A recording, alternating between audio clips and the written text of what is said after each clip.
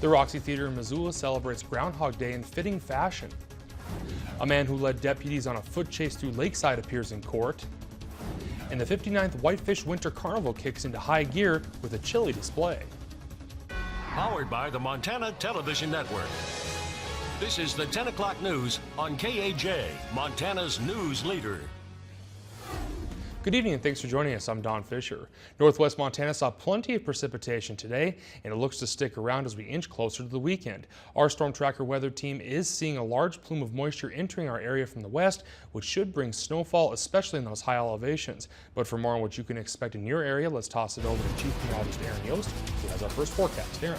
Yeah, things going to stay very busy this weekend, Don, across especially northwest Montana, but snowy for those closest to the divide. We do have some incoming Arctic air on the other side of the divide currently. That's going to be pushing westward. At the same time, that large plume of moisture will be moving in. Right now, though, we are seeing a slight lull in our active weather pattern. Things will pick up, though. Don't let your guard down as we head into tomorrow, especially tomorrow night into Sunday. Here's a look at winter storm watches that have been posted. The Flathead Mission Valley is looking at 1 to 4 inches, while those accumulations skyrocket the closer you get to the divide. The full forecast coming up. All right, thank you, Aaron. The 59th Whitefish Winter Carnival kicks into high gear this weekend as an array of events are all centered around the Grand Parade. MTN's Jack Ginsburg takes us to one event that has brought back to the carnival years before they had it. Early Friday morning, the Snow Sculpture Symposium began in Depot Park in downtown Whitefish. The Winter Carnival hasn't had a snow sculpture display for a number of years until now. Some longtime members of the community remember the carnivals with sculptures and are glad to see that the event has resurfaced. Whitefish Winter Carnival has had snow sculpture contests on and off for years, but we haven't had it for a couple years. So I'm really grateful to the city for organizing this and putting up these big pillars of snow for us to carve around on. Rather than it being a competition, the city brought in a national champion snow sculpting artist from Alaska to teach 2 amateur teams the best techniques for building a statue made of snow and ice. He had all these great tools. In fact, here's a horse curry that is great for snow sculpting with.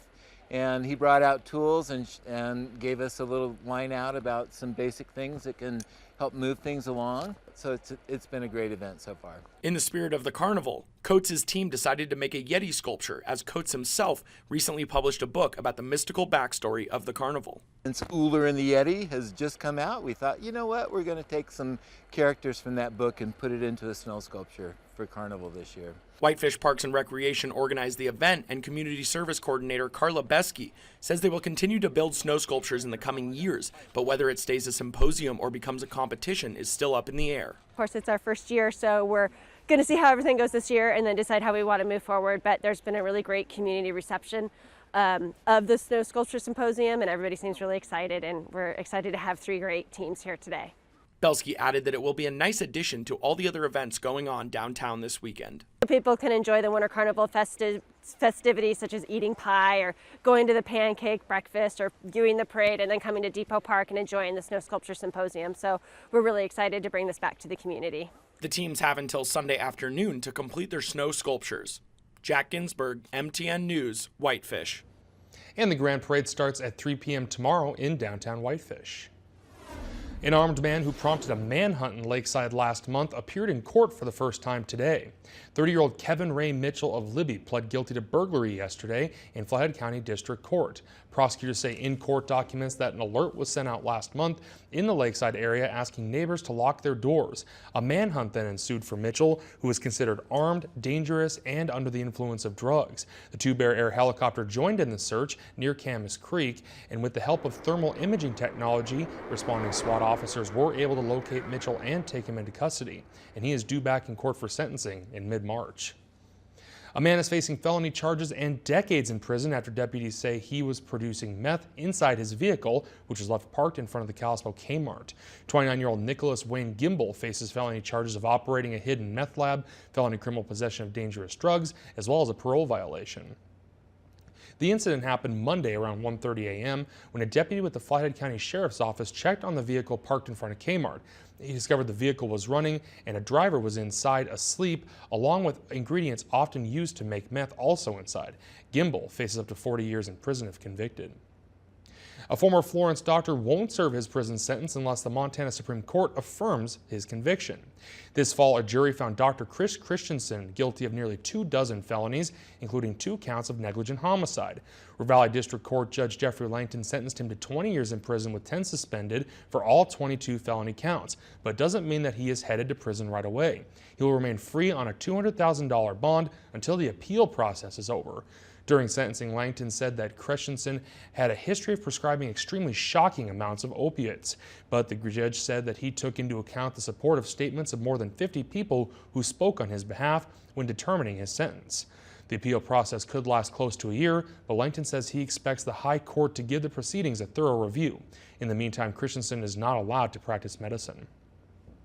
Former Vans CEO George Manlove is asking for his conviction on more than 100 counts in a federal fraud case to be overturned, arguing that he was denied a fair trial because of prosecutors' questions. Manlove was convicted last year on 170 counts after the trial in U.S. District Court in Missoula. He was implicated on charges of stealing hundreds of thousands of dollars through fraud, money laundering, and other crimes while he was the CEO of the Missoula-based retailer. The company would eventually file for bankruptcy, and now Manlove's attorney is taking the case to the Ninth Circuit Court of Appeals, arguing that prosecutors were allowed to use calculated, sustained, and improper use of leading questions during the trial, especially with co-defendant Paul Nisbet on the stand. And Manlove has been serving a 5-year sentence that started last summer. The University of Montana has addressed reports detailing the reason for firing Grizzly head soccer coach Mark Placoris. President Seth Bodnar released a statement this afternoon saying the university's first priority in our athletic programs is the success and support of our student athletes. In this case, when concerns were raised, the university initiated a careful process with qualified professionals to examine the situation thoroughly. And on Tuesday, sent out a release claiming that he had resigned from the position that he held for 7 years. But yesterday, news broke that he had been fired after an investigation into improper texting with athletes that led to the discovery of texts to Las Vegas escort services. Derek will have more details coming up in sports. A Frenchtown music teacher that has been charged with felony sexual assault after prosecutors say he inappropriately touched a female student on a near-day basis. Missoula County prosecutors filed the new charge Monday in Missoula Justice Court against Frenchtown teacher Troy Basher. This new charge follows a misdemeanor sexual assault charge from October involving another student. Basher has pled not guilty to the misdemeanor in November, and the first student claimed that Basher sexually harassed and groped her on several occasions in 2016. But prosecutors say the new charge stems from inappropriate contact that spanned from the summer of 2014 to early 2017. The girl reported that contact that escalated from hugging to groping. Basher admitted to authorities that he may have put his hands on the student's lower back on at least one occasion, but characterized such touching as erroneous. The Ronan School District reports that they have completed its Title IX investigation into allegations of an inappropriate relationship between a teacher and student. Ronan Superintendent Mark Johnston said on January 16th that the administration was made aware of a relationship between a middle school teacher and an 18-year-old student. The teacher was also the high school assistant boys basketball coach. The relationship in question prompted the school district to open a Title IX investigation, but the teacher resigned before that investigation concluded. Johnson said in the investigation substantiated the allegations, and Johnston said, quote, "We are beyond disappointed that one of our own would betray the values that define the Ronan School District and will support any student who is subject to an inappropriate conduct from a staff member." The matter has now been referred to the Office of Public Instruction for further action.